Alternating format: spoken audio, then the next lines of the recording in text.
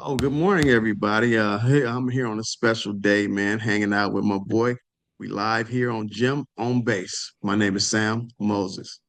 Welcome back to another episode of the Jim on Base Show. For today's very special guest, we have on someone that's a good friend of mine. He hails from Oakland, California, and is currently on the coaching staff for the Alameda Junior College men's basketball team. Please welcome the great Sam Moses. Sam, thanks for coming on. Man, thanks for having me, Ryan. That's a great intro, man. That's a great intro. Happy to be here. I was practicing it all morning, and I didn't want to screw it up. Hey, you did good, man. You did good, man. You said the key word, man. You said Oakland, man. You do like this when you say Oakland, man. You throw Yeah, up the yeah. zero. There you go. Well, speaking of Oakland, we weren't in Oakland last night, but we were at the Warriors game, and it was good to see you from a distance last night. I saw you walking around the crowd. Oh yeah, man. I was walking through, man, sipping on me a Shirley Temple and eating some popcorn, man, enjoying the game. It's funny how you say we weren't in Oakland, but we were watching the Warriors game. Those two still go together, man. When you Mm. think about Golden State, man, you always tie it to the Bay Area, man. That'll never leave them, no matter where they go, man. It's still Warriors is Oakland, man. Yeah, and as you know, they still rock those Oakland kind of themed jerseys, but the pain's still there. I'll never be quite used to it, you know. Yeah, yeah, for sure, for sure. It's hard. It's hard, but you know how the business is, right? It's all about the thing that's green and folds up, man. So unfortunately, we've lost all of our sports, man. Yeah. So, it's a blessing to be coaching, not in Oakland, but connected to Oakland and Alameda. Yeah. Speaking of, you're at the game last night, coaching. You're always around the game of basketball, so that's pretty cool, right? It's kind of followed you your whole life. You have that connection with the game. Yeah, that's a part of my DNA. I relate everything to the sport of basketball on just the way I live my daily life, man. It's the connection of that round ball has brought me to the spaces and the places that I'm in. Well, speaking of that, you mentioned it there. Coaching. You're coaching for the Alameda Junior College men's basketball team, and me and you have already had a couple interviews on the Ziality platform. There's a show on there that I co-host with your buddy Gary Payton, Inside the Glove. How's that been going? You're kind of getting towards mid-season in a way, right?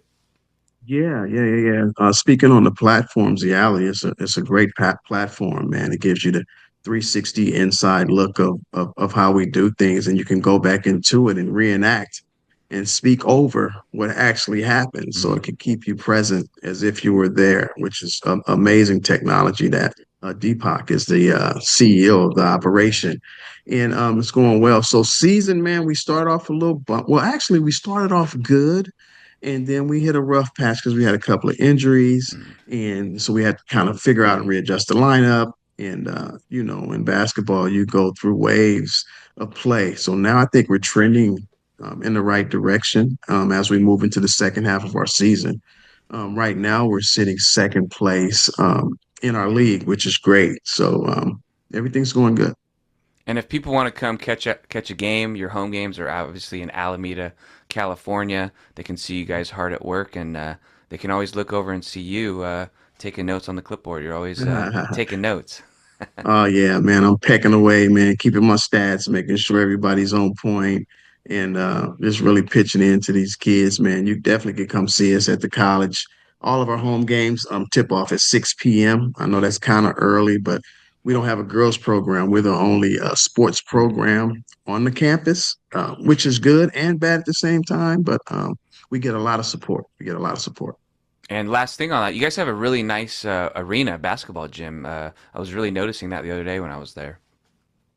Yeah, by it being such an old college, I don't know the actual date of when the college was put up, but I know that back when Chris Mullins and Tim Hardaway and Mm. Mitch Richmond, they used to practice when Don Nelson was the coach. They used to practice at the Alameda facility, Ah. and it goes back pretty far. And just recently, over the summer, we laid new flooring and everything. So yeah, it looks really nice. Well, you're speaking of some old Warriors there, and before we start, I was wondering, who are your favorite players and teams growing up? Oh man, you want me to date myself? Well, could easily say Michael Jordan, but it goes a little further than that with me. Growing up in Oakland and being a Bay Area kid, the Warriors was my team. And I like players like my first basketball camp was a Phil Smith camp. I don't even Mm. know if you remember who Phil Smith is. No, I know So that name. you know Phil Smith? Yeah, Yeah. Phil Smith, man, was one of my favorite players, man. And I had the privilege of going to one of his basketball camps. Actually, I think it was held in Santa Rosa. Mm. So I went to that camp. I was a young guy, maybe 12, 13 years old. So I like the names like World Be Free Yeah. and Purvis Short and, Sonny Parker. And, so a lot of those old school guys, man. So yeah, Warriors was my team. You're bringing up some Warriors 1975 names right there. Oh, yeah. Oh, yeah. Oh, yeah. Real hoopers, man. Real hoopers.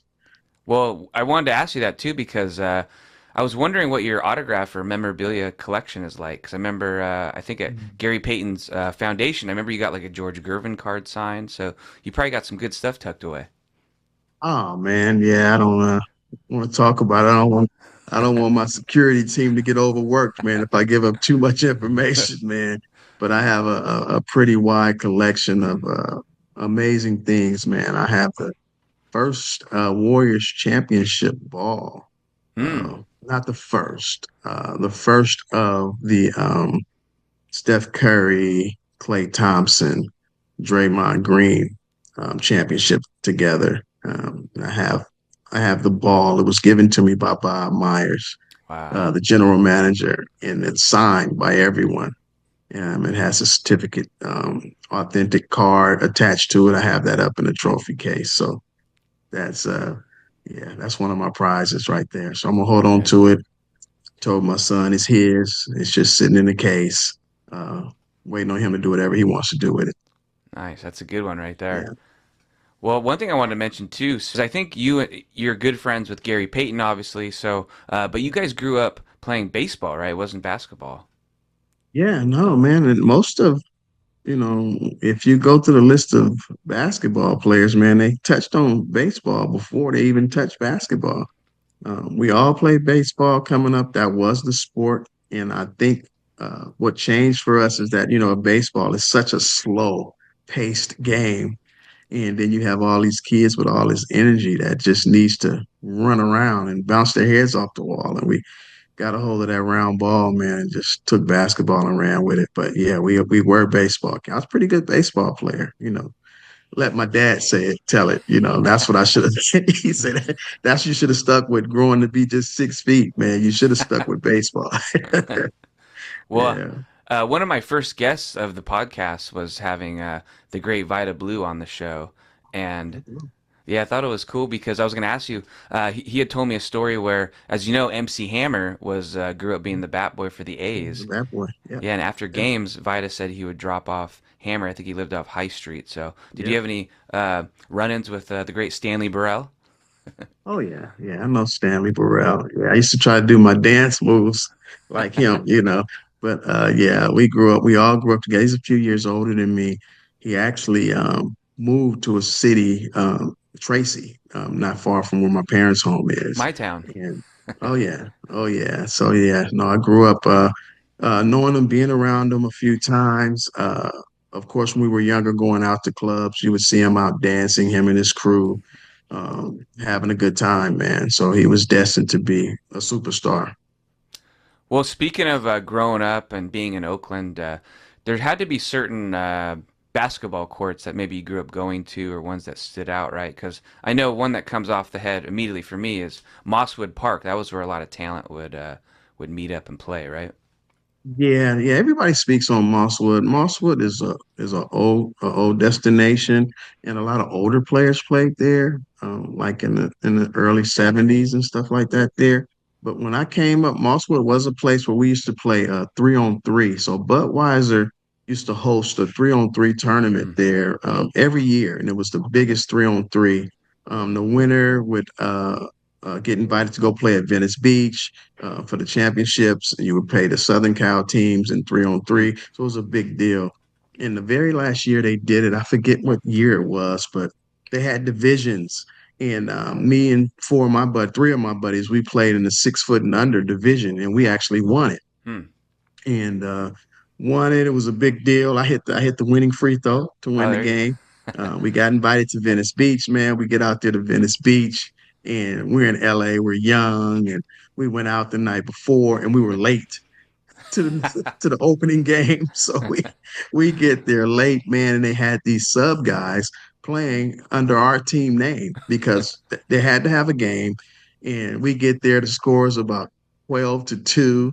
And we got to get out there and take our clothes off, man, and get and kick those sub guys out and try to continue to play. And it just didn't work, man. So if I could give any advice to young ballers, man, do not go out the night before. Stay prepped and ready to play. Yeah, be on But time. yeah, yeah. But speaking of places to play, like when I came up, you had a Rainbow Center. It was on Seminary. Hmm. And at the time, that street was called East 14th. It's International Boulevard now. We played there at the rec center. We had another center called EOYDC, but we called it 82nd Center because it sat on the corner of 82nd and International. Hmm.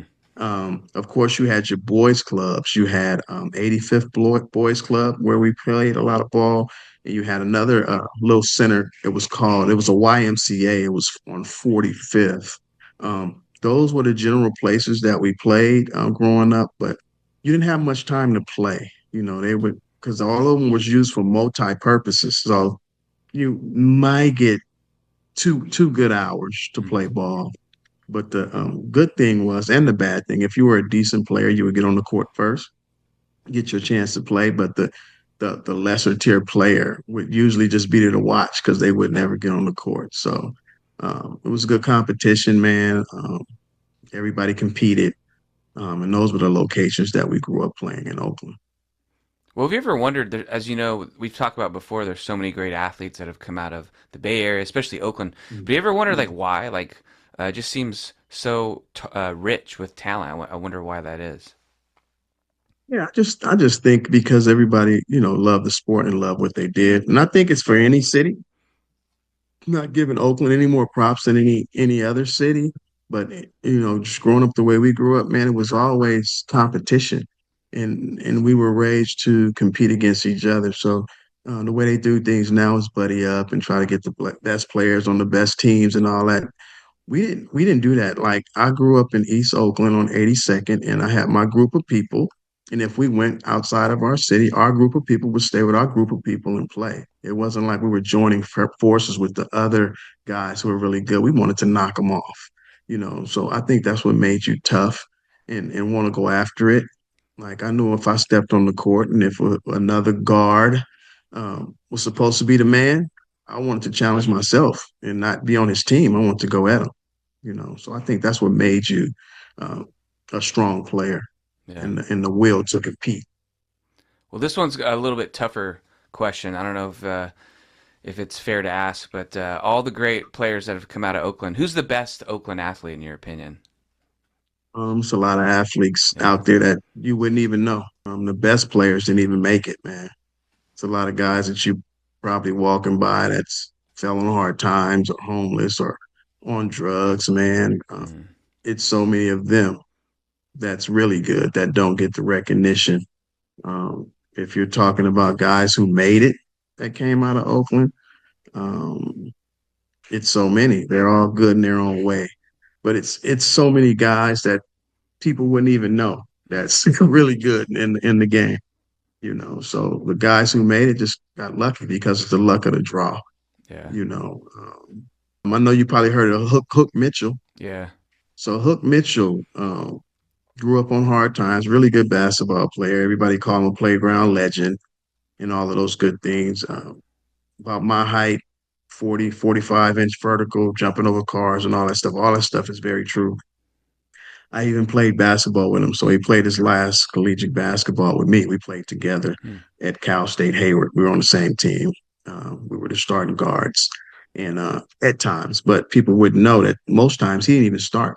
He Hmm. came off the bench, so that's how much talent was around. But, he got the recognition for what he did as far as his athleticism and all that. But I said that to say it's a lot of talent that people really don't speak on. So I don't know if anyone ever even shared this story that Hook played college basketball and came off the bench.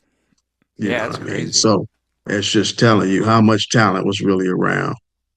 But he could have made it, made a couple of wrong turns in his life.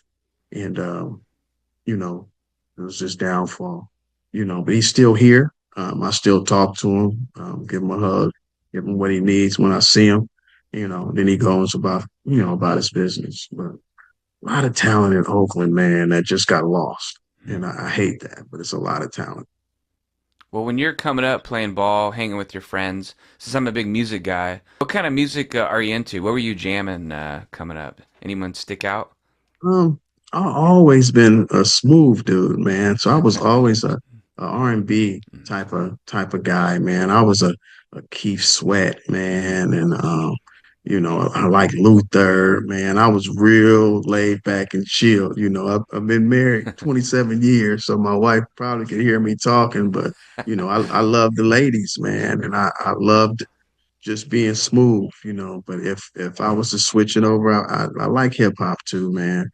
I rode with the Kumo D's and the LL Cool J's, Hmm. man. And then when Tupac came along, man, I was a big Pac fan, man. Then if I go East Coast, I was messing with Biggie, Jay-Z, So I like music. I like substance. Yeah, Nice. So you got good taste then. I think so. I think so. I think Well, I got teased a lot when guys get in my car. They knew it was gonna be something mellow, you know. Yeah. some love line vibes. Oh yeah. Oh yeah. Well, I was at the game the other day and I met a comedian, and I think he's a friend of yours, Kirk McHenry. Kurt. Yeah, I know Kurt. Oh He, yeah, yeah, I yeah. asked him, what was Sam's game like? And he said, you had to pay attention because if you weren't looking, you were so good at Mm, passing, you might take your head off. mm. It's funny you say that, man. Yeah, I had a knack for passing. I was a high assist player when I played. Had the ability to see the game 4 plays in advance. That was my skill set. I was coach on the floor. Always been a pure point guard, a leader, setting up others. And that's how I go through my life is trying to figure out how to set up and help others. And I learned that through basketball. Like I told you earlier, basketball is a tool of my life. So Mm. I use everything I learned through basketball and translate it into the way I live. And being a point guard, and I think I was pretty good at that position. I was always able to set people up and connect people and put them in position to win. And yeah, I would catch you if you weren't paying attention. That ball would come. It'll come and hit you in the head if you're not watching. So yeah, Well, speaking of setting others up, helping people out in life, you have your own foundation, Team Layup, right? So, what is that yes. all about? And you have a golf tournament coming up, so we got to dive into that. Tournament coming, all those good things, man. Team Layup, man, is a foundation that I started, man, in 2010, I believe. It was just predicated on building a basketball team. I had my son playing at an early age. He was like 8 years old. And I'm a basketball guy, so I pay attention. I'm sitting back watching my son, and I enjoyed watching him play, but I didn't like the way that the program was developing him. So me and a couple of parents were just sitting there talking about our kids, watching our kids, and they looked over at me and said, "Sam, you should start your own program." And I thought about it, and I talked to my son. I said, "Man, get 5 or 6 of your buddies and invite them to the park, and Daddy might put a team together." And that's basically what I did. It was just a basketball team, man. So he grabbed some of his buddies. I started training them. I started paying to get us in the basketball tournaments, and had to come up with a team name. And I said, well, let me keep it fundamental. And I just named the club Layup. Hmm. It's the most fundamental word. It's the first thing you teach in the presence of basketball is how to lay the ball up. We'll name our program Team Layup. And that's what I did, man. And fast forward, man, it turned out from that one team to becoming, I had 13 teams under the umbrella Wow. of Team Layup. And that one team turned into 13 in about 2 years. Um, Everybody was attracted to what we did and how we played and how we looked, and by me being known in the area, everybody wants to be a part of it. And I say, "Oh, man, this is amazing." It wasn't about money for me, so I said, "Well, let's make this a nonprofit. I want to help." And so that's what I did. I turned to a nonprofit. I said, well, let me get creative. And I just kept thinking about layup. I said, what can this stand for? And I made an acronym, and the acronym stands for layup, stands for life around youth under pressure. And it just tied together because of the kids that come to me and being under so much pressure to perform, not only in basketball, but in everything. Like if you're in class and you have to perform good on the test, you based on the percentage of the score of your test, and you're under a time limit, and it's just so much pressure. And just being a youngster in life, man, it's so many things and obstacles that they go through. So I'm like, oh my, this is amazing. This is amazing. So made a foundation, man, and it's going well. And it just started with basketball. Now I'm with all sports, and then I'm with just helping kids in need and programs and everything like that there. So whatever the need is, if a program hits me and say they need backpacks or they need Mm, help with their entry fee, or they got three kids that need shoes, or however I can help within the Team Layup family is what I do. nice. Yeah, it's great cause there. And when's the golf tournament? I think it's in June, right? Yeah, yeah, you gonna be there? Yeah, see, I'm already I in need hot you. water with you. I, I need you there, bro. I need you there. Yes, Yeah. June 22nd, man. It's actually the day after Father's Day. This will be my first ever golf event. And I'm a newly player. I'm probably 9 months in now playing golf, and I really like it. I'm not very good, but I'm fair. I'm fair, you know. But it's going to be for a good cause. One of my buddies that's on my team on the foundation, he has a niece. Her name is Hannah, and she's I don't know if she turned pro yet. I think she may be pro now. And he was talking to me about how expensive the sport is and how she couldn't get in certain tournaments and things Mm. like that there. And I was like, well, how can we help? And so that's why we're doing this golf charity event. Hopefully, we get a lot of people to come out and support. Have a good. It's going to be a wild and fun time because I'm going to be there. So everybody, if you want to come see something funny, come to hole two and watch Sam swing. So, but no, man, looking forward to it, man. I'm excited about it, man. It should be a lot of fun. Yeah, it Lots of sounds like fun. a great time. You have a flyer for it, so I'm going to putting out some links, and Yeah, yeah, it's going yeah. to be a good time. And like you said, it's for a great cause. So Great cause, man. You could go to teamlayup.com or Team Layup Inc. You could pull it up. All the stuff is on there.